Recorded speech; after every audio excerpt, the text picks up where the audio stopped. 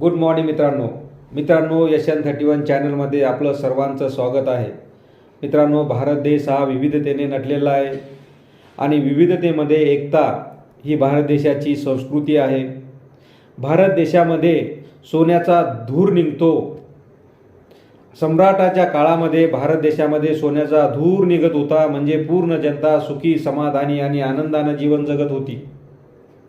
परंतु हे जेव्हा विदेशी लोकांना कळालं आणि त्यांनी या सुखी समाधानी लोकांचा अभ्यास करण्यासाठी आले, तर त्यांनी या देशाच्या अर्थव्यवस्थेवर हात घातला, अर्थव्यवस्थेला आपल्या ताब्यात घेतलं आणि या देशाला गुलाम बनवलं। हळूहळू एवढं गुलाम बनवलं की इंग्रजासारख्या सत्तेने या भारत देशावर 150 वर्षे राज्य केलं। याच्यामध्ये काहीच आपल्या मक्कारांनी, आपल्या देशातल्याच लोकांनी त्यांना सहकार्य केलं, त्यांना राजगद्दीवर बसवलं आणि आपल्या सोयीहिताच्या भल्यासाठी त्यांनी देशाला विक्री काढलं आणि इंग्रजांच्या ताब्यात करून दिलं। परंतु आपल्या काही महापुरुषांनी आपल्या प्राणाची आहुती दिली। भगतसिंगासारख्यांनी आपल्या प्राणाची आहुती दिली, राजगुरूसारख्यांनी फासावर गेले, बऱ्याच महापुरुषांनी आपलं रक्ताचं पाणी केलं। रात्रंदिवस झुंजून लोकांना, जनतेला एकत्र करून त्यांना सांगितलं की आपण गुलाम झालो आहे आणि या गुलामीला आपण धिक्कारून लावलं पाहिजे, या गुलामीला आपण पळून लावलं पाहिजे। आणि या सर्व देशाची सेवा करत असताना, या देशातील इंग्रजांना हाकलून लावत असताना जेलमध्ये गेले, उपाशी तापाशी राहिले, परंतु या देशाला स्वातंत्र्य मिळवून दिले। आज आपण त्यांच्या जयंत्या वगैरे साजऱ्या करतो, ते आज आपल्यासाठी आयडियल आहेत। परंतु या काही काळामध्ये हा लोकशाहीमध्ये नांदणारा देश, विस्तृत असं सुंदर असं या भारत देशाला संविधान लाभलं आणि या संविधानाच्या नावाने चालू असलेला देश काही दिवसापासून हुकुमशाहीच्या वाटेवर चालत आहे आणि हुकुमशाहीमध्ये चाललेला आहे। आपल्याला सांगितलं जातं की हा देश प्रगतीपथावर आहे, परंतु हा देश अधोगती करत आहे। आणि हे जर ओळखायचं असलं, एखाद्या घराचा जर कर्ता पुरुष जर घरातील मोठ्या व्यक्तीची इज्जत करत नसेल, मोठ्यांना मान सन्मान देत नसेल, व्यवस्थित हिसाब किताब देत नसेल, मनमानी करत असेल, तर ते घर कधीच प्रगती करू शकत नाही। त्याचप्रमाणे आजचे लीडर, आजचे कार्यकर्ते हे मनमानी करतात। एखाद्या महापुरुषांच्या जयंतीच्या वेळेस त्यांच्या वर बूट घालून फुलं वाहतात, ही त्यांची नालायकी आपल्याला दिसते। प्रभू रामासारख्या, ज्यांना आपण देव मानतो, अशा प्रभू रामासारख्या व्यक्तीला ते बोट धरून मंदिराकडे घेऊन जातात, अशा त्यांच्या पोस्ट व्हायरल होतात। याची थोडीसुद्धा त्यांना वाटत नाही, मनामध्ये इच्छा नसूनसुद्धा अशा व्यक्तीच्या विरोधात माझ्यासारख्या व्यक्तीला बोलावं लागतं। आज ती देशाची प्रधान व्यक्ती आहे, प्रधानमंत्री आहेत, परंतु त्यांना एवढासुद्धा सेन्स नाही की आपण देव मानतो आणि त्या देवाला आपण बोट धरून मंदिराकडे घेऊन जातो, म्हणजे आपण त्यांचे बाप बनतो आणि या जनतेला आपण किती मोठ्या प्रमाणावर गुमराह करतो।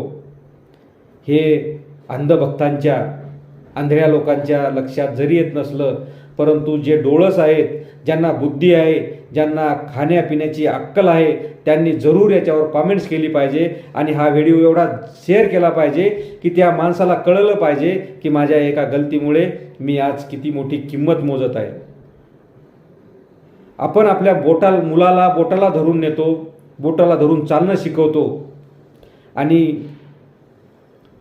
तो लहान व्यक्तीला सहारा देत असतो, परंतु प्रभू राम हे भारत देशाच्या संस्कृतीचे सर्वात मोठे प्रभू म्हणून वाकल्या जातात, मर्यादा पुरुषोत्तम म्हणून वाकल्या जातात आणि त्याला हो अनपढ व्यक्ती बोटाला धरून मंदिराकडे घेऊन जातो। विश्वरत्न डॉक्टर बाबासाहेबाच्या, आंबेडकरांच्या, हे काही मी म्हणतो किंवा भारत देश म्हणतो हे नाही, तर पूर्ण जगामध्ये ज्याची ख्याती आहे, ज्ञानाचा सूर्य म्हणून ओळखल्या जातं, अमेरिकेसारखा प्रगत देश त्यांची जयंती साजरी करतो। त्यांच्या जयंतीच्या वेळेस हा माणूस त्यांच्या पायावर बूट घालून जेव्हा फुलं उधळतो, तेव्हा मनाला लाज वाटायला पाहिजे की आपण एक अनपढ आहे, आपल्या डिग्र्या सगळ्या फालतू आहेत, बोगस आहेत. अशा महापुरुषांच्या जयंतीच्या वेळेस आपण बूट काढला पाहिजे, आपण मोठ्याची इज्जत केली पाहिजे. हा भारत देश हा लोकशाहीवर चालतो याची आपण भान ठेवलं पाहिजे. तुम्ही आज प्रधानमंत्री आहात, आपल्यावर कोणी किचड उचलू नये याची भान ठेवलं पाहिजे. मित्रांनो, जर तुम्हाला हा व्हिडिओ चांगला वाटला असेल, दगदगता वाटला असेल, तुमच्या मनाला कुठेतरी ठेच पोचत असेल, त्या व्हिडिओला एवढं शेअर करा की त्यांच्यापर्यंत पोचला पाहिजे आणि त्यांना त्यांची जागा दाखवून दिल्या गेली पाहिजे. ज्याप्रमाणे महापुरुषांनी इंग्रजांना या देशाच्या बाहेर हाकलून दिलं, त्याचप्रमाणे आजच्या येणाऱ्या 2024च्या निवडणुकीमध्ये या लोकांना हाकलून लावलं पाहिजे. यांच्या विरोधात आवाज उठवला पाहिजे, त्यांना त्यांची अवकात दाखवून दिली पाहिजे. हे जे गरिबांच्या भावासोबत खेळतात, गरिबांच्या देवासोबत खेळतात, आपण ज्यांची पूजा करतो त्यांना ते बोट धरून चालवतात, एवढे मोठे तर झालेले नाही. आज तुम्ही पदावर आहात, उद्या तुम्ही खालीसुद्धा येणार आहे, याचं भान ठेवून वागलं पाहिजे.